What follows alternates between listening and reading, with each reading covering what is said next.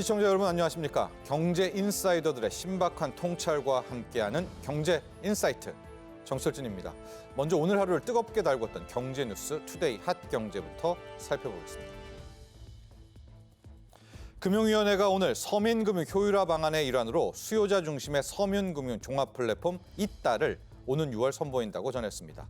이따는 자금 수요자가 이용할 수 있는 민간 정책 상품을 한 번에 조회해 유리한 상품을 선택할 수 있도록 하고 공공 마이데이터를 활용해 간편하게 플랫폼을 이용할 수 있다는 것이 그 특징입니다. 김병환 기획재정부 1차관은 오늘 오전 비상경제 차관회의 겸 물가관계 차관회의를 열고 물가 안정과 비용 부담 완화를 위해 올해 11조 원 규모의 예산을 지원할 계획이라고 밝혔습니다. 이와 함께 설 성수품 물가 안정과 소상공인 및 취약계층 부담 경감, 지역경제 활성화 등을 담은 설 민생 안정 대책을 1월 중 발표할 것이라고 말했습니다. 관세청이 오늘 첨단 기술을 도용한 제품과 전략 물자에 대한 통제를 강화하겠다고 전했습니다. 국내 인력이 교육의 방식을 활용해 해외 업체에 기술을 이전하는 행위를 수사하고 제3국을 경유해 전략 물자를 우회 수출하는 행위에 대한 단속을 강화합니다. 작년 11월 출범했던 범정부 기술 유출 합동 대응단과 정보 공유를 확대하는 한편 미국, 일본과도 공조를 해 나간다는 계획입니다. 식품의약품안전처는 의료용 마약류 투약 이력 확인 의무화 제도가 오늘 6월부터 시행됨에 따라 프로그램 연계 기능을 강화하는 등 준비에 나섰다고 밝혔습니다. 처음으로 투약 이력이 확인되는 성분은 마약성 진통제 펜타닐과 그 성분을 사용한 먹는 약과 패치제 등 붙이는 약입니다. 지금까지 투데이 핫 경제였습니다. 지난 12월 21일이었죠. 정부가 간병 걱정 없는 나라를 만들겠다는 비전하에 환자의 치료 전 단계에서 간병 서비스 지원 체계를 구축하는 국민 간병비 부담 경감 방안을 확정 발표했습니다. 일명 간병 지옥이라고도까지 불리는 환자 가족의 간병 부담을 덜고자 간호사로부터 간병을 받는 간호간병 통합 서비스가 대폭 확대되는데요. 오늘 경제 인사이트에선 국민 간병비 부담 경감 방안에 대한 전반적인 내용과 함께 그 보완점 또 준비해야 할 점에 대해서 자세하게 짚어보도록 하겠습니다. 자, 본격적으로 오늘의 핫 이슈 이야기 나눠보기 전에 자세한 내용 먼저 화면으로 만나보시죠.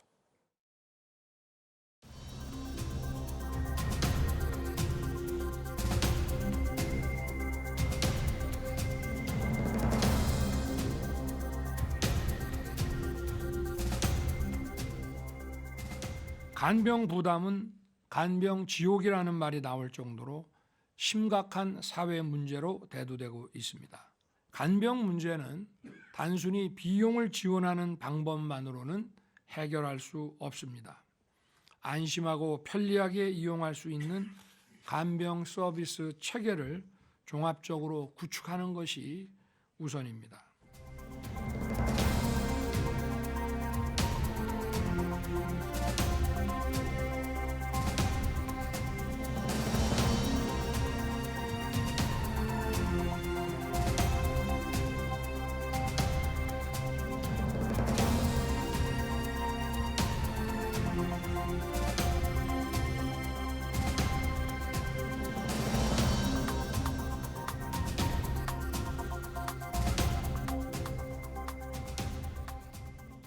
오늘의 경제 인사이트 두 분의 전문가와 함께합니다. 김윤 서울대학교 의대의료학과 교수, 이주열 남서울대학교 보건행정학과 교수 스튜디오에 나와 계십니다. 안녕하십니까? 안녕하십니까? 안녕하십니까? 네.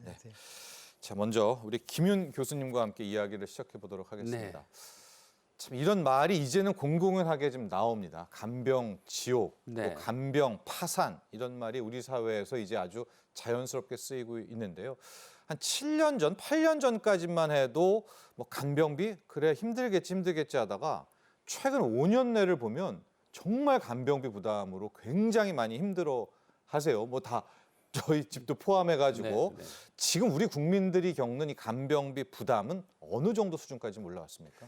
만약 이제 뭐 부모님이나 가족이 입원해서 간병인을 단독으로 쓰면 뭐 그 간병비가 한 400만 원, 월이요? 네, 월 네. 400만 원. 예. 근데 지금 도시 근로자 평균 임금이 한 연으로 한 4,500 네, 부근쯤 맞습니다. 되니까 그 간병비를 1년 내내 되면 그 내 월급이 다 들어가게 되는 상황인 거죠. 네. 근데 이제 그렇게 해야 되는 국민이 소수가 아니라 입원 환자 수, 뭐 그 요양병원 입원하는 노인분들까지를 포함하면 약 한 500만 명이 예. 적어도 사적으로 간병비를 내는 국민인 걸로 추정이 됩니다. 그러니까 국민 10명 중에 1명은 사적으로 간병비를 그게 길든 짧든 자기가 부담해서 예. 간병을 한 예. 그런 경험을 하고 있는 거죠. 그러고 보니까 이게 노령화, 고령화와도 일맥상통하는 것 같아요. 앞으로 우리 네. 간병비 부담받지만 한 2018년, 19년부터 급작스럽게 이게 치솟은 것을 본다면 네. 이게 더 고령화는 진행되니까 부담은 더 커질 수밖에 없지 않겠습니까? 당연히 더 그렇습니다. 확산되고요. 그렇죠. 네. 그러니까 요양병원에 입원하는 노인분들이 점점 더 늘어나고 네. 예, 간병인의 인건비가 더 높아지고 네. 그렇게 되면서 이제 간병비 부담이 점점 늘어나고 있는 거죠. 그런데 이제 간병이라고 하는 게 우리나라는 병원에서의 간호와 분리되어 있지만 네. 대부분의 선진국 서양에서는 그냥 간병은 간호의 일부고 예. 원래 병원에서 해주는 겁니다. 근데 우리나라는 이제 건강보험을 시작할 때 별로 돈이 없었고 그래서 병원에 간호 인력을 많이 고용하지 않은 채로 이제 의료 시스템을 출범시켜서 네. 간병 부담을 가족에게 떠넘겼던 거죠. 네. 근데 이제 우리나라가 선진국이 됐는데 여전히 그 가족에게 떠넘겼던 과거에 가난했을 때의 의료 시스템을 그대로 가지고 있어서 예. 간병비가 이제 고령화와 함께 문제가 되고 있는 거죠. 예. 그러니까 미국이나 유럽에도 우리의 요양원이나 요양병원이 있지 않습니까? 네, 예, 그렇습니다. 그러니까 그쪽 체계를 좀 보면 지금 우리나라 같은 경우에는 이제 뭐 부모님이 이제 가셨다라고 할 때 간병인을 우리가 또 지원을 해야 되는데 네. 서구 사회에서는 그럼 자체적으로 포함되어 있다는 뜻인가요? 그렇죠. 그 병원에서 간호사, 간호조무사, 요양보호사 같은 인력이 그냥 알아서 간호와 간병을 나누어서 하는 겁니다. 그러니까 뭐 환자나 환자 가족이 네, 따로 구하지 않고 따로 네. 간병인을 구하거나 간병비를 내야 되거나 그런 일은 없습니다. 자, 그래서 이주호 교수님, 이제 우리 정부에서 이걸 좀 고쳐 나가겠다. 특히 워낙 지금 부담이 커지고 있기 때문에 이거에 대한 해법으로 부담 경감 방안을 발표를 했습니다. 그 내용을 우리가 한번 침식적으로 보고 이야기 이어가도록 할까요? 네. 정부가 이제 지난번 12월 21일 날 그 네. 내용을 발표를 했는데 사실은 간병비와 관련된 문제는 이번 정부만의 문제가 아니고요. 역대 정부에서도 해결하려고 다 노력을 했던 정책적 이슈였습니다. 네. 다만 현 정부에서 대선 공약이었고 국정 과제였기 때문에 네. 여기에 조금 더 이제 심층적인 노력을 했던 부분인데요. 네. 그동안 이걸 좀 등한시하다가 그 이유는 아마 재원의 문제가 있었겠죠. 그렇죠. 그래서 재정. 네. 재정의 네. 문제가 있어서 이번에 그래서 이제 12월 21일 날 종합 대책을 발표했는데 크게 세 가지로 네. 분류할 수 있습니다. 2015년부터 간호간병 통합 서비스가 상급 종합병원, 종합병원 이상으로 시행이 되고 있었는데요. 예. 이 부분을 좀 더 확대하겠다라고 하는 부분입니다. 네. 특히 이제 이 부분에서 눈여겨봐야 될 부분은 그동안 이제 수도권과 비수도권으로 구분해서 병동 중심으로 간호간병 통합 서비스를 하고 있었는데 네. 이제 점진적으로 비수도권은 이제 그 병동의 범위를 확대하겠다는 거고요. 네. 물론 수도권은 좀 제한적으로 4개 병동에서 6개 병동까지 여전히 제한하겠지만은 네. 비수도권은 이제 확대하겠다라는 내용이 큰 부분이 하나가 있고요. 네. 그다음 두 번째가 요양병원의 간병에 대한 부분입니다. 네. 이제 이 부분은 그동안 뭐 논의는 많았지만 여러 문제가 있어서 좀 거론하지 않았었는데 이번 네. 정부 대책에 보면은 요양병원에 대한 간병 서비스를 좀 체계화하겠다라고 네. 하는 게 있었고요. 예. 그다음 세 번째가 이제 간호간병 서비스 질 향상을 하겠다라는 것입니다. 네. 이 질 향상은 지금 간병 인력은 주로 우리가 간병 도우미라고 하거나 아니면은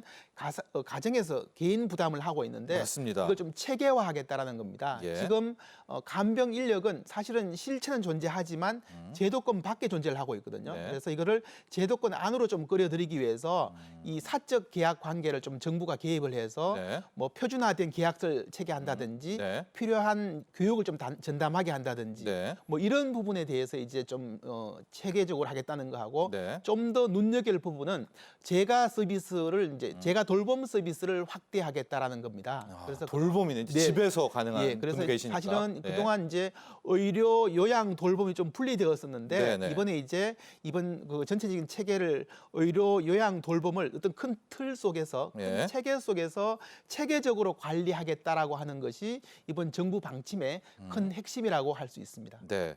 자, 크게 한 3가지 정도로 보겠습니다. 네. 첫 번째가 이제 간호간병 통합 중에서 중증 네. 환자분들이 이제 굉장히 서비스가 확대가 맞습니다. 되는 부분입니다. 네, 이것도 네. 이제 차차 저희가 하나씩 볼 텐데요. 두 번째 같은 경우가 현재 수많은 요양병원, 이 요양병원의 간병비를 이제 일종의 어떤 식으로 지원할 수는 모르겠지만 지원하면서 일종의 원스톱 서비스를 네. 만들게 되는 그러니까 부분. 시범 사업을 하겠다. 시범 사업을 하겠다는 것들. 그리고 세 번째가 이제 집에서 할 때 돌봄 서비스. 네. 이제 이렇게 포함이 되어 있습니다. 자, 그리고 이제 2027년 1월부터 본 사업으로 전환된다라는 이제 계획도 함께 볼 수가 있을 것 같은데요. 우리 김인 교수님, 첫 번째부터 이제 가도록 하겠습니다. 이제 간호간병 통합 서비스 확대 내용을 좀 보면 네. 중증 환자를 여기에 포함을 시킨다. 아, 이게 현재는 오히려 중증 환자는 좀 따로 하십시오. 이런 분위기 아니겠습니까? 네. 예, 요 첫 번째 대책부터 좀 하나씩 좀 평가해서 들어가 볼까요? 그러니까 지금 이제 간호간병 통합 서비스를 2015년에 정부가 도입하면서 네. 이제 그 전에는 가족들이 하던 간병을 병원이 담당해야 하니까 예. 원래 있던 간호사보다 더 많은 숫자의 간호사, 간호조무사를 써서 이제 간병까지 하도록 했는데 네. 병원 입장에서 중증 환자를 받아서 그 인력으로 간병을 하려다 보니 간병까지죠. 예, 예. 인력이 부족하다고 느끼는 겁니다. 예. 예, 그래서 이제 오히려 그 중증 환자가 오면 우리 간병 못해요 이렇게 얘기하고 예, 예. 경증 환자, 간병하기 쉬운 환자를 간호간병 통합 서비스를 하는 병동에 입원시켜서 주로 간병을 해온 게 현재 네. 사실입니다. 그래서 그 간호를 얼마나 받아야 되느냐라고 하는 거를 뭐 간호 요구도, 간호 필요도라고 하는데 네. 중등도 이상의 간호 요구도, 간호 필요도가 인 환자가 간호간병 통합 서비스를 받은 환자 중에 한 13% 정도밖에 되질 않습니다. 네. 그러니까 10명에 8명, 9명은 실제로 간병이 필요 없는 사람이 간호간병 통합 서비스를 받고 있었던 상황인 거죠. 예. 이제 물론 이게 그 병원들 일종의 편법적으로 제도를 좀 악용하는 문제도 있지만 네네. 다른 한편으로 보면 정부가 정한 인력 기준이 좀 중증 환자를 보기에는 부족해서 이런 현상이 생겼던 건데요. 네. 이제 정부가 이번에 기존에 비해서 훨씬 더 많은 간호사, 특히 간호조무사의 숫자를 늘려서 중증 환자도 간병을 받을 수 있도록 하겠다라고 네. 하는 것이어서 네. 이건 뭐 바람직한 방향이라고 생각이 됩니다. 근데 요번에 좀 포함된 부분에는 치매, 선망 환자 등을 위한 또 전담 병실. 네. 근데 일반 우리 국민들 제가 생각하더라도 치매, 선망 환자까지를 이제 간호간병이 통합된다면 네. 상당한 병원 측의 입장에서는 좀 부담이라고 해야 될까요? 이게 현실화 가능성에 대한 좀 걱정도 됩니다. 그 인력 예. 기준의 문제죠. 그러니까 어느 정도의 인력을 배치하느냐에 따라서 뭐 높은 중증도, 치매나 선망이 있는 환자까지도 볼 수 있습니다. 네. 외국에서는 그렇게 보고 있고요. 그러니까 이번에 이제 높인 인력 기준으로도 혹시 만약에 인력이 부족하다라고 하면 인력을 좀 더 올리는 쪽으로 가야 되지. 네. 뭐 치매, 선망, 중증 수술 환자 이런 환자들을 계속 배제하는. 예. 오히려 그 간호간병이 더 필요한 사람들을 제도를 만들어 놓고 인력이 안 되니까 당신은 간병을 못 받아요 하는 거는 좀 역설적인 상황인 거죠. 예. 이주호 교수님 그렇습니다. 실제 지금 우리 병원의 이 간호간병 통합 서비스 내용을 좀 봐도 대부분이 이제 경증 환자 쪽으로 많이 이용을 하고 있다라는 이제 통계들도 나와 있고요. 앞으로 이제 중증 환자까지 포함이 되고 전담 병실 만들고 이제 이런 방향에 대한 이야기 또 네. 보완해야 될 점, 네. 뭐가 좀 개선돼야 될 점도 함께. 저는 말씀하신 것처럼 중증 환자라든지 치매, 선망 환자들에 대해서 간호간병 통합 서비스를 가는 방향에 대해서는 맞다고 보고 네. 찬성을 하지만 우리가 좀 짚어봐야 될 부분은 뭐냐면은 네. 중증 환자의 경우는 간호 인력, 우리가 흔히 말해서 간호사와 간호조무사가 이게 돌봄을 하거나 하는까지 가능한데요. 그러니까 치매와 선망 환자 같은 경우 폭력성을 좀 가지고 있는 네. 부분들이 있습니다. 예. 그래서 이분들까지도 간호 인력이 다 전담하기는 좀 어려움이 있을 겁니다, 사실은. 예. 그래서 이런 경우는 간호간병 통합 병동 병실에도 예. 필요한 경우는 이제 어떤 도움이, 그러니까 새로운 인력들이 좀 투입이 돼야만 예. 이 안전한 환자 안전뿐만 아니라 이 간호 인력에 대한 안전성도 우리가 또 보호를 해야 되거든요. 예, 그래서 그렇죠. 그런 측면에서는 조금 더 그런 부분을 신중하게 볼 필요는 있다라고 좀 보고요. 예. 다만 정부의 정책 방향은 바람직하다라고 생각을 합니다. 네. 우리가 큰 틀에서 이제 일반 병동과 간호병동 뭐 통합 서비스를 했을 때 좀 재원 같은 거 비교했던 그 표도 있더라고요. 많은 부분에 있어서 큰 부담을 덜게 되는 건 사실이죠. 재정학적으로 우리 그 표 한번 보도록 할까요? 그 일반 병동과 간호간병에서 한 달 간병비를 좀 비교를 해 보면 국민 부담에 있어서는 상당한 좀 차이가 있습니다. 보시죠. 예. 네, 지금, 맞습니다. 예, 사실은 큰 차이가 있는 거죠. 네.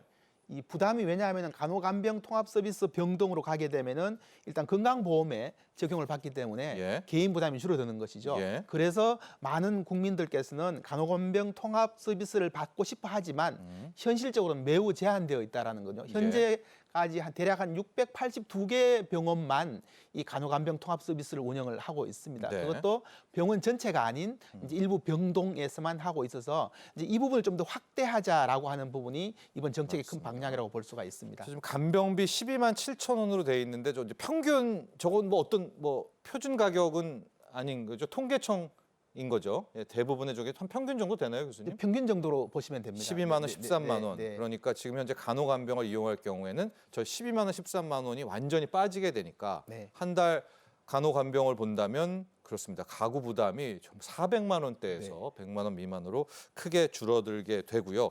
그리고 이제 여태 포함되는 환자분 중에 중증까지도 전담하게 되는 그런 서비스를 확대한다라는 내용이 첫 번째 내용이었었고요. 이조 교수님 계속해서 이제 두 번째가 이제 요양병원의 간병 급여화 이 얘기도 이따가 우리 네. 뭐 교수님하고 계속 해야 되는데 현재 요양병원에서 그런 좀 지적이 많이 있거든요. 거기에서 간병까지도 함께 좀 어떻게 해줬으면 이제 그 내용을 한번 집중적으로 가보겠다는 네, 거죠. 네. 요양병원은 이제 아시는 것처럼 이제 우리나라 큰 이제 의료 체계는 급성기 병원, 급성기 의료기관이라고 해서 우리가 흔히 말하는 그 병원이라고 생각하시면 되고요. 네. 그 다음에 이제 이 요양병원이라는 체계를 가지고 있습니다. 예. 이 요양병원에는 우리가 이제 중증 환자라든지 뭐 여러 가지 또 사회적 입원이라고 하신 분들이 맞습니다. 계시는 곳인데 예. 그러다 보니 요양병원에서 간호간병 통합 서비스는 제어되어 있습니다. 예. 왜냐하면은 이제 일반 급성기 병원 중심으로 간호간병 통합 서비스가 지원이 되고 있었고 네. 요양병원은 완전히 사적인 계약에 의해서 간병인을 이게 따로 고용을 구해야죠. 하고 고용을 예. 하는 그런 과정이었습니다. 예. 그래서 이 간병 비용 문제가 크게 부각되었던 것인데 예. 이제 요양병원에 대해서도 간호간병 통합 서비스를 이제 시범적으로 해보자라고 하는 입장이고요. 예. 현재 전국에 한 1,400개 좀 넘는 요양병원이 있는데 네. 그중에서 10개에 대해서 10개 요양병원에 대해서 2006년까지 시범 사업을 하고 네. 그다음에 2027년부터 본 사업을 하겠다라고 하는 것이 예. 지금 현재 정부가 가지고 있는 큰 기본 방향이라고 할 수 있습니다. 네. 다만 또 하나가 이제 요양병은 지금 말씀드렸던 것처럼 우리가 사회적 입원, 불필요한 입원들이 있기 때문에 네. 이분들까지 간호간병 서비스를 가져가는 건 맞지 않다라고 보고 있어서 예. 크게 이제 네 그룹을 지금 현재 어떻게 보고 있냐면은 의료 최고도와 의료 고도, 그다음에 요양 등급이 1, 2등급이 있는데요. 네. 근데 이런 환자들 중심으로 해서 정말 의료 필요도와 이 간병 필요도가 높으신 분들 중심으로 대략적으로 복지부는 전체 이런 분들이 요양병원 환자의 한 5%가 될 거지 않겠냐 보고 있는데요. 네. 그러니까 이분들 중심으로 이 간호간병 통합 서비스를 진행하거나 아니면은 요양병원에 맞는 또 새로운 간병 서비스 모델을 만들어 보자라고 하는 방침을 가지고 있습니다. 네. 그래서 이게 이제 시범 사업 기간 동안에 진행될 내용이라고 보시면 될 것 같습니다. 이 얘기를 계속해서요, 김민 교수님. 네. 이제 그런 지적이 정말 있어요. 만에 하나 이제 요양병원에서 간호간병을 다 한다라고 네. 한다면 안 그래도 지금 우리 사회 일종의 사회적 입원들이 있는데 네. 다 이제 이것들을 활용하려고 한다면 네. 재원은 천문학적으로 이게 들지 않을까요? 그래서 뭐 이걸 어떻게 좀 재단하고 풀어가야 네. 될까요? 예, 재원 그러니까 문제까지. 지금 요양병원에 입원해 있는 노인들 네. 중에서 4명 중에 3분은 그 의학적으로는 입원할 필요가 없는, 꼭 입원할 필요가 없는 집에 계셔도 되는 분들이 입원을 하고 있습니다. 왜냐하면 네. 요양병원 입원하는데 별 제한이 없으니까. 그렇습니다. 그분들은 상대적으로 간병의 필요도 적은 편이겠죠. 네. 예. 근데 그분들까지를 다 간병비를 정부에서 지원하면 네.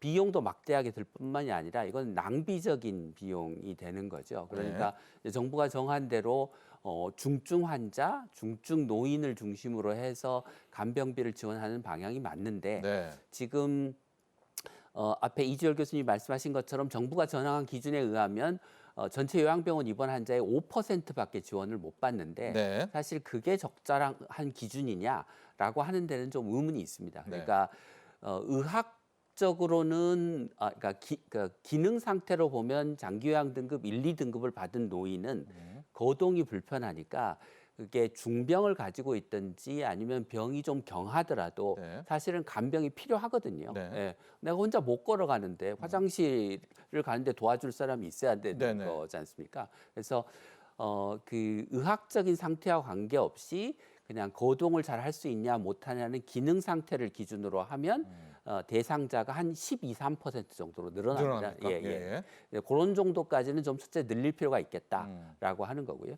두 번째는 지금 어쨌든 사회적 입원을 좀 줄여야 되니까 사회적 입원을 줄이기 위해서는 장기요양 등급을 받은 노인들은 요양병원에 장기 입원을 허용하고 네.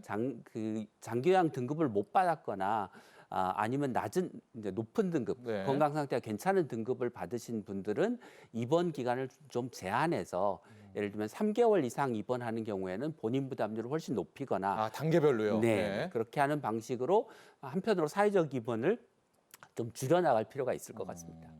지금도 이제 등급 나오기 어렵다, 등급 받기 어렵다, 막 이제 요양할 때 그런 얘기들 네. 많이 하는데 그럼 네. 등급 체계도 이번에 같이 다 바꿔야지 되겠네요. 같이 네. 가야 되는 거 아닙니까? 예, 맞습니다. 그러니까 지금 정부가 통합 판정 체계라고 하는 걸 도입하겠다라고 통합 얘기하는데 판정 체계, 예. 통합 판정 체계라는 건 뭐냐? 하나는 건강 상태, 하나는 기능 상태. 그러니까 예. 기능 상태라는 거는 내가 혼자 옷 갈아입을 수 있느냐, 화장실 갈 수 있느냐, 예. 양치질 할 수 있냐 이런 거를 평가하는 거거든요. 예. 그 두 가지를 평가해서 기능 상태만 나쁜 분들은 요양원에 입원하시도록 하고 건강 상태가 나쁘신 분들은 요양병원에 입원하시도록 해서 네. 요양원과 요양병원의 기능을 명확하게 분화하는 것. 먼저 하고. 네. 예. 두 번째는 앞서 말씀드린 대로 기능 상태나 건강 상태를 봤을 때 요양원이나 요양병원에 꼭 입원할 필요가 있는 분들에게만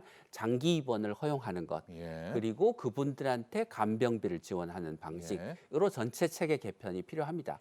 그렇게 하려면 지금 사실 요양병원에 사회적 입원이 많은 이유는 예. 요양병원이 건강보험으로부터 돈을 받기 때문이거든요.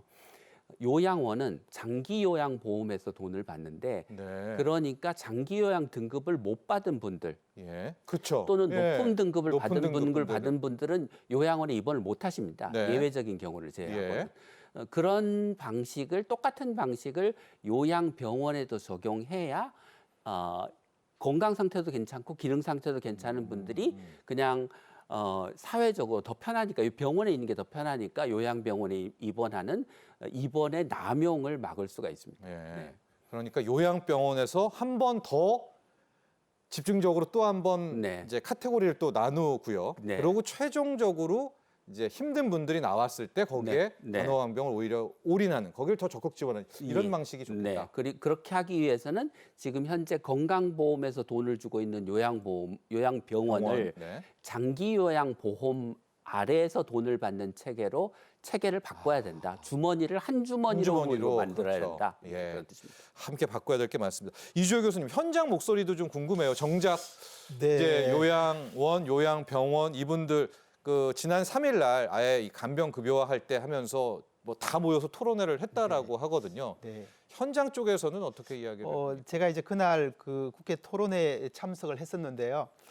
사실은 이게 입장이 굉장히 다른 차이가 있는 게 지금 우리 김윤 교수님 말씀하신 것처럼 요양원이 가지고 있는 입장이 있고 그렇죠. 요양병원이 가지고 병원 있는 있죠. 입장이 있고 네. 서로 이게 차이가 있어서 예. 각각 모여서도 이렇게 논의를 하고 있는 이런 구조에 있습니다. 네. 근데 사실은 이게 이론적으로는 굉장히 분명하게 좀 정리가 필요한데 현장에는 그렇지 않기 때문에 그래서 정부에서도 사실 고민스러울 거예요. 네. 이 문제, 이 실타래를 금방 풀 수 있는 하나의 정책은 존재하지 않기 때문에 그렇죠. 그러다 보니까 시범 사업을 하겠다고 하고 있고 좀 더 세부적으로 들어봐야 될 부분들이 너무 많은 거죠. 네. 지금 이게 노인 장기 요양보험 적용받는 부분도 있고 건강보험 적용받는 부분도 있고 이거 네. 어떻게 할 것이냐 포함해서 네. 이제 그런 부분들이 있는데 이제 다만 요양병원 협회, 요양병원 단체에서 입장은 어쨌든 우리 이제 이 간호간병 통합 서비스에 대한 부분을 좀 더 확대해 달라 네, 대상자를. 그렇겠죠. 예. 그다음 또 하나는 네. 사적 간병 인력에 대한 부분도 뭔가 정부가 좀 더 적극적으로 개입해 달라 네. 이런 부분인데 이제 앞서 김윤 교수님 말씀 정확히 하셨는데요.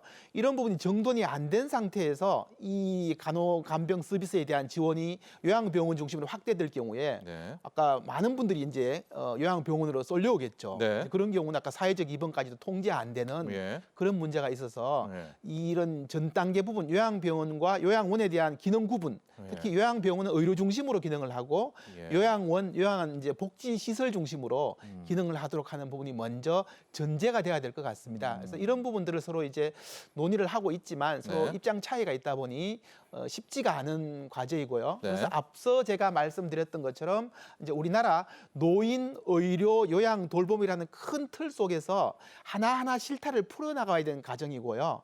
이 간병 부분은 사실은 굉장히 민감하면서도 예민한 부분이 나왔거든요. 네. 근데 앞서 말씀드렸던 것처럼 모든 국민들이 이 제도가 만들어지면은 내가 어떤 혜택을 볼 것이라는 너무 기대감이 너무 높다라는 거예요. 근데 네. 지금 말씀드렸던 것처럼 지금 전체 1,470개 정도 되는 요양병원 중에 10개 요양병원을 2년 반 가까이 시범 사업을 또 네. 하겠다라고 네. 했는데 이미 국민들은 우리 부모님이 어떤 혜택을 받지라는 기대감이 있어서 네네네. 이제 이 부분은 좀 정부가 좀 고민을 해야 되는데요. 제가 하나 제안 드리고 싶은 네. 것은 예. 지금 간병 인력 특히 이제 우리가 간호사, 간호조무사, 요양보호사 같은 경우는 제도권 안에 있는 것이고요. 네. 사적 계약에 의해서 좀 간병 인력들이 있단 말이에요. 네. 이걸 간병 도우미라고도 표현하는데 네. 이분들이 주로 이제 조선족이라든지 외국인들이 맞습니다. 많습니다. 예, 예. 그러다 보니 저희가 개인적으로 현금을 지원해야 돼요. 현금을. 그러니까 그리고 이게 요양병원과의 계약이 아니고 그 개인적인 그러니까 환자 보호자와 그 간병 인력과의 사적인 계약이다가 보니까 저도 계좌이체했던 것 네네. 같아요. 그래서 예. 자 그러면은 이제 정부 입장에서는 뭐냐? 예. 이건 현실이니까요. 이 간병비에 대한 세제 혜택이라도 주면은 이거는 금방 줄 수 있는 정책이거든요. 예. 왜냐하면은 그러면 아까처럼 뭐 5%, 15%까지 포함이 안 되고 또 심지어 10개 시범적인 요양병원에 내가 환자 가족이 아니더라도 예. 누구나가 혜택을 받기 있는 부분이거든요. 예. 그래서는 우리 정부가 모든 국민들이 이 간병비와 관련된 부분이 일차적으로 혜택을 받을 수 있는 것은 간병비에 대한 세제 혜택 같은 경우는 금방 할 수 있는 문제거든요. 예. 정부가 관심만 조금 기울이면은 예. 이런 부분을 먼저 좀 했으면 좋겠다. 물론 정부 지금 방침에 이번에 보도한 내용을 보면은 사적 계약서를 좀 표준화시키겠다라는 거 있는데요. 네네. 이거보다는 한 단계 좀 더 나아가는 정책이 필요하지 않나라고 봅니다. 그럼 오히려 시장 파악도 더 정교해지겠어요. 맞습니다. 세제 혜택을 또 주게 된다면요. 네, 네, 네. 김 교수님, 네. 요양원, 요양병원, 네. 요양원들은 또 너무 요양병원 중심으로 간다. 뭐 네. 이런 불편 나올 수도 있겠고 일반 또 국민들이 보기에는 지금 너무 많은데 네. 이거 구조조정 좀 해야 되는 거 아니야? 요양병원이든 요양원이든 옥석가리키가 맞습니다. 하고 네. 국민 세금이 들어가야 되잖아. 네, 네. 또 이런 이야기도 함께 나올 것 같은데. 네. 그러니까 그 앞서서 이제 요양원과 요양병원의 기능을 명확하게 하고 예. 그 각각의 기능에 맞는 환자들이 입원하도록 해야 된다라는 예. 말씀을 드렸는데 현재 요양원이나 요양병원에 입원해 있는 분들 중에 5명 중에 1명은 엉뚱한 데로 가 있습니다. 그러니까 그래요? 요양병원에 가야 될 분이 요양원에 가 있기도 하고 예. 요양원에 가면 되는 분들이 요양병원에 입원해 있기도 합니다. 그러니까 요양원에 가도 되는 분이 요양병원에 가 있으면 비용이 비싸니까 낭비가 되는 거고요. 네.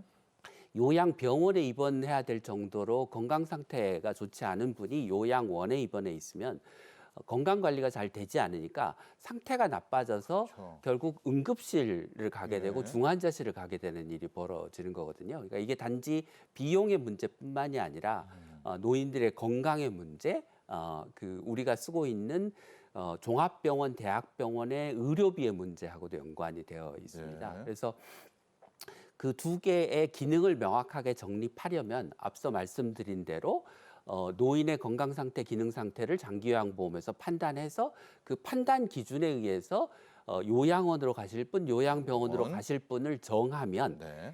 그 과정에서 지금과 같은 입원할 필요가 없는 분들이 입원하는 것을 자연스럽게 제어할 수가 있게 됩니다. 네. 예, 예. 그러면 지금 현재 우리나라의 그 요양보험, 요양원 전체 합쳐서 한 뭐 55만에서 한 60만 정도의 병상이 예. 있는 걸로 생각이 되는데 계산을 해보면 필요보다 그게 2배쯤 공급 과잉되어 있는 상태입니다. 그러니까 네. 그거를 점진적으로 좀 줄여 나가면 우리가 어차피 인구 고령화 때문에 노인 인구가 늘어나고 요양원, 요양병원 가셔야 될 절대적인 노인의 숫자가 늘어나기 때문에 앞으로 한 15년, 20년 정도만 우리가 요양병원, 요양원 병상 늘리지 않고 점진적으로 부적절한 사회적 입원을 줄여 나가면 한 20년쯤 후에는 우리 사회의 노인 수에 적절한 맞는 걸맞는 수의 요양병원, 요양원 숫자를 갖게 되는 거거든요. 네네. 그런 식으로 좀 장기적인 계획을 가지고 정부가 요양원과 요양병원을 한편으로는 구조조정도 하고 간병비도 지원하고 한 주머니에서 관리하고 하는 체계를 만드는 게 저는 충분히 가능하다고 생각합니다. 네. 그 남은 이제 시간 동안 그 작업을 하면 이제 좋겠다 이런 조언들 두 분이 해주셨고요. 이젠 인력에 대한 이야기들 좀 해봐야 될 것 같아요. 자, 현재 요양병원에서 활동하는 간병인의 수 약 4만 명에 불과하다고 합니다. 입원 환자의 간병 수요를 고려할 때 향후 이 4만이 아니라요. 최대 18만 명의 간병인이 추가로 필요하다고 하는데 간병 인력과 관련한 제도, 보완해야 할 점 이것들을 논의해 보도록 하겠습니다. 준비된 영상 보고 난 후 이야기 계속 이어가죠.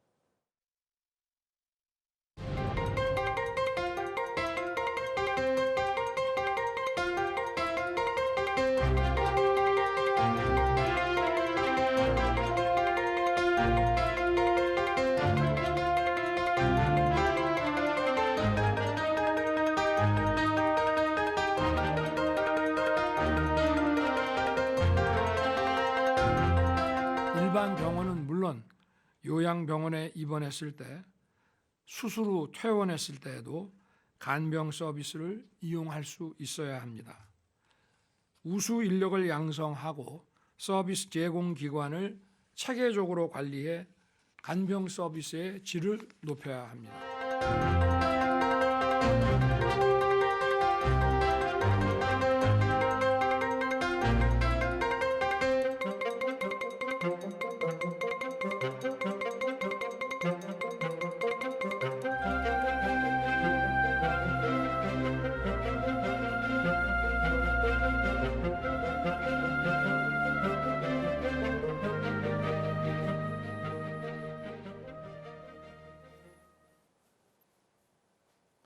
네, 김인 교수님. 네. 우리가 이제 크게 간병 서비스를 하는 사람을 네. 크게 통칭해서 간병인이라고 하겠습니다. 네. 여기엔 간호사분들 있죠. 네. 간호조무사분들 네. 있고요. 네. 또 요양 보호사. 보호사분들이 있고 그리고 이제 우리가 흔히 접하는 조선족 분들이나 이렇게 하는 이제 사적 간병인들이 있습니다. 네. 그건 이제 좁은 의미의 간병인이겠죠. 네, 네. 이 전체가 네. 18만 명이 지금 필요하다라는 네. 건데 네.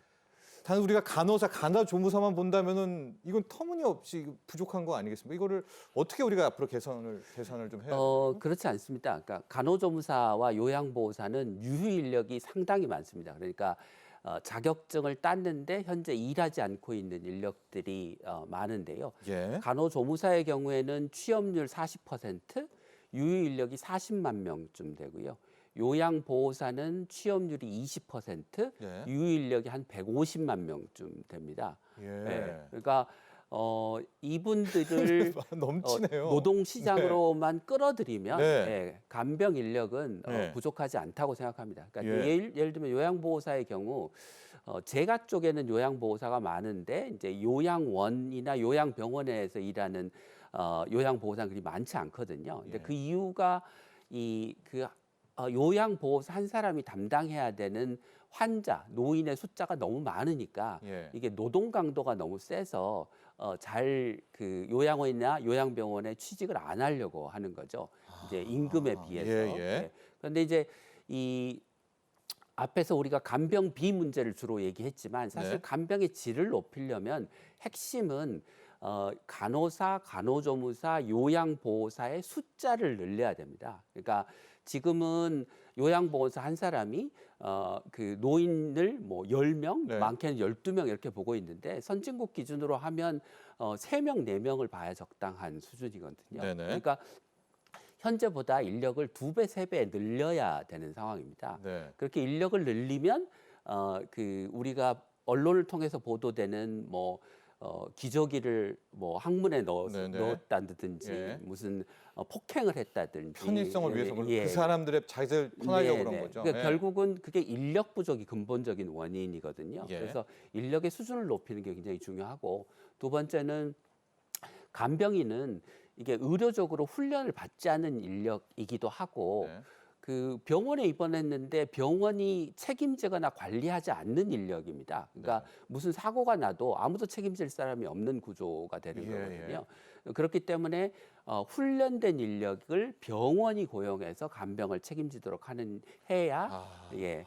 간병의 질이 올라가는 겁니다. 예. 이게 단지 비용의 문제가 아니라는 점을 좀 강조드리고 싶습니다. 근데 병원이 그걸 할까요? 그걸 좀 꺼려하는 거 지금 약간 선긋기에 나설 텐데 이거 제도적으로 좀 할까?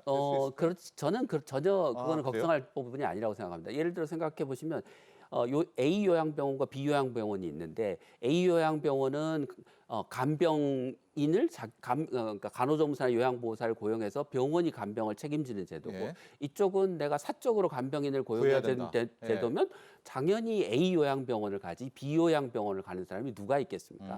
그러니까 이거는 시장에서의 경쟁 메커니즘에 의해서 간병비를 제도화하면 네. 정부가 지원하는 방식으로 하고 적정한 인력을 좋은 인력을 고용하도록 하면 시장에서는 간병 제도를 받아들일 수밖에 없는 상황이 벌어집니다. 예. 네. 자, 이주호 교수님 이 얘기 계속 이어가 보도록 하죠. 저도 그런 얘기 많이 들었습니다. 요양보호사들이 많은데 다 제가 서비스로 가지 병원 쪽으로는 다 안 가죠. 노동 강도가 크니까 이런 것 좀 해결해야 될 문제도 있고 또 간호사와 간호조무사 분들이 투입돼야 될 그럴 또 환자 대상이 있단 말입니다. 네. 이런 것들을 좀 어떻게 좀 정리를 해갈 수 있을까요? 간호사와 간호조무사는 간호 인력으로서 이제 의료법의 적용을 받고 있고요. 네. 요양보호사는 사실은 이제 노인복지법 이제 사실은 복지 사회 서비스 인력이라고 보시면 되거든요. 네네. 말이에요. 그러니까 요양보호사는 이제 우리가 생활 지원 서비스라든지 이런 부분을 할 수가 있지. 아까 의료와 관련된 부분은 사실 개입할 수가 그렇죠. 없습니다. 예. 그래서 이제 이런 부분이 굉장히 중요하게 좀 정리가 돼야 되는데 예를 들어서 간호사가 요양보호사에게 어떤 지시를 하거나 지금 이런 구조가 할 수가 없는 구조예요. 그래서 아까도 말씀드렸던 것처럼 뭔가 근거가 되는 법적인 것 포함해서 예. 어떤 업무적인 부분들이 좀 체계화가 돼야 되는 거죠. 예. 우리가 막연하게 요양보호사가 투입하면 되지만은 만약 간호사나 간호조무사가 너무 이머전시한 응급한 상황 환자에 매달려 있을 경우 본인이 결정할 수가 없는 상황이 될 수가 있죠. 요양보호사 같은 경우는. 그렇죠. 그래서 이런 부분 어디까지가 일을 할 수 있는지 사실 굉장히 디테일한 부분이 정리가 돼야만 지금 간호간병 통합 서비스에 네. 요양보호사가 투입될 수 있는 부분이 있는 겁니다. 사실은. 네. 예. 그리고 또 하나가 이제 사적 간병 같은 경우는 아까 김윤 교수님 말씀처럼 네. 어떤 사고가 발생했을 경우 병원은 전혀 책임의 여지가 없는 거죠. 네. 그래서 이제 저희들이 기대하는 것은 사실은 병원이 어쨌든 다 고용을 해라. 고용을 해서 그 안에서 병원 인력으로서 이제 업무 체계를 가지고 진행하는 것이 필요하겠다라는 부분이고요. 예, 예. 이제 이런 차원에서 이번 보건복지부가 발표한 내용을 보면은 우선은 간호 인력, 간호사와 간호조무사를 확대하겠다라는 겁니다. 네, 그게 첫 과거에 번째. 예. 일단은 간호조무사가 간호조무사 한 명이 40명의 환자를 담당했다면은 이걸 이제 확 줄여서 한 12명 정도까지. 네. 그러니까 굉장히 획기적인 거죠. 그렇죠. 대략 한 3.3배 정도의 네. 간호조무사 인력을 더 채용을 해야 되는 거예요. 네.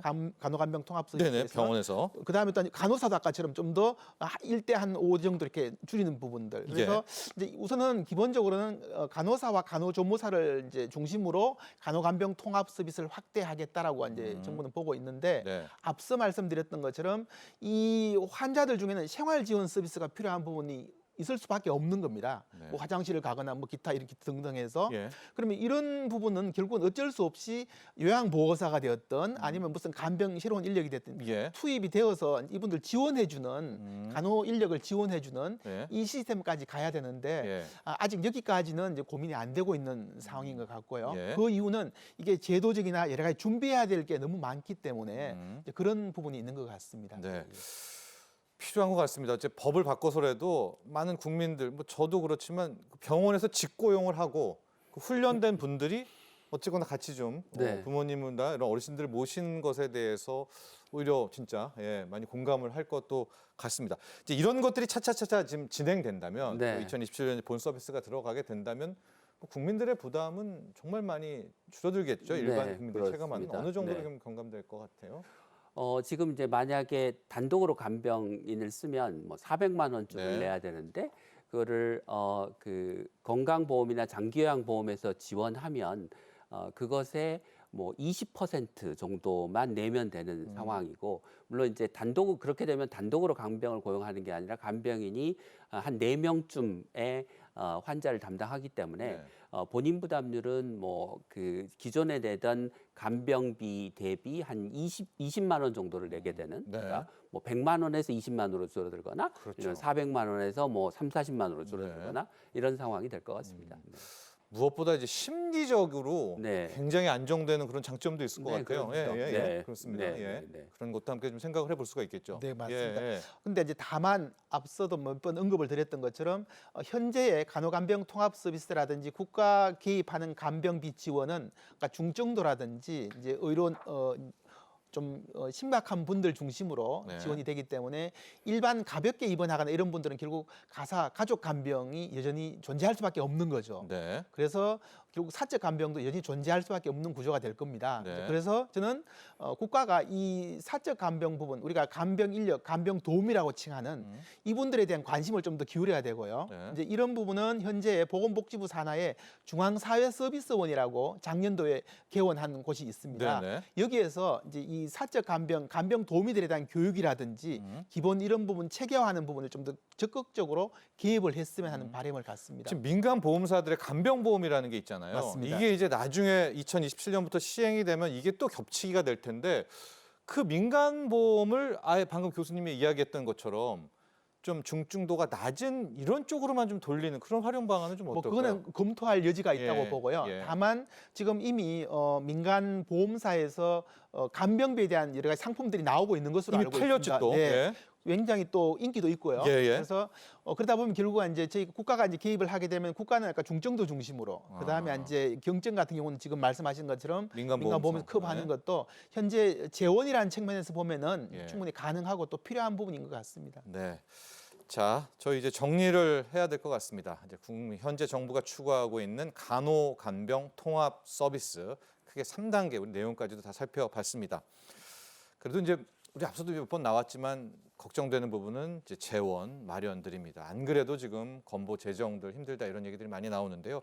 자, 정리를 위해서 앞으로 이 서비스들 어떤 방향으로 나아가야 된다. 네. 나가는 과정에서 이런 점들은 좀 보완하고 개선해야 된다. 우리 먼저 교수님부터 얘기해 주시죠.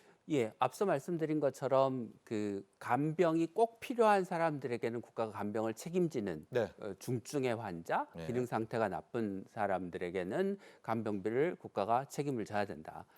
대신 그게 불필요한 사회적 입원의 증가로 이어지지 않도록 하기 위해서는 요양병원을 장기요양보험 체계로 옮겨서 한 주머니에서 관리되는 체계로 만들어야 된다. 네, 예. 첫 번째. 네. 네. 그다음에 두 번째는 간병의 질을 높이기 위해서 병원이 간호사, 간호조무사, 요양보호사를 고용해서 간병을 책임지는 시스템으로 만들어야 되고 그 안에서 이제 앞서 논의했던 간호사는 무슨 역할을 하고 간호조무사는 무슨 역할을 하고 요양보호사는 무슨 역할을 할지를 구체적으로 정해서 각각의 업무량에 맞게 인력을 배치해야 된다라는 겁니다. 예. 또 이제 재정 문제를 많이 네. 걱정하시는데 네. 뭐 재정이 들어갈 수밖에 없죠. 뭐 적게 들이면 연간 한 2조, 많이 들이면 뭐 연간 4, 5조의 돈이 들어갈 텐데 네.